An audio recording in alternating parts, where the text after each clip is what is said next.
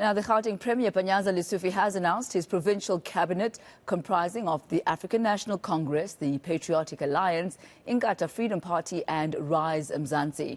Negotiations between the ANC and the DA deadlocked. Let's bring in Trevor Fowler this morning. He's a governance expert and a former public servant to get his insights on the new leadership and what it will have to do to strengthen institutional transparency and accountability. Good to have you with us. Good morning, Trevor. Good morning, Tommy, and good morning to your listeners. So your first impressions of the provincial government?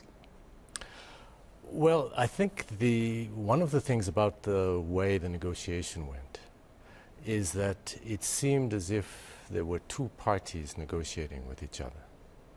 But in fact, if you announce a government of provincial unity, then there are several parties involved. The other issue is that people are accountable to the public, so you can't forget that that's who you're accountable to. And so the way I see this is that perhaps there should have been a bit of looking at the bigger picture.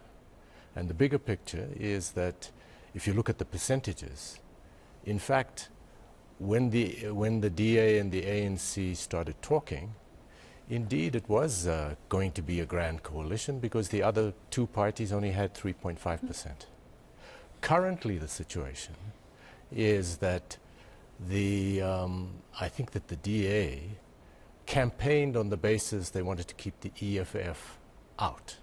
I think they called it the Doomsday Coalition.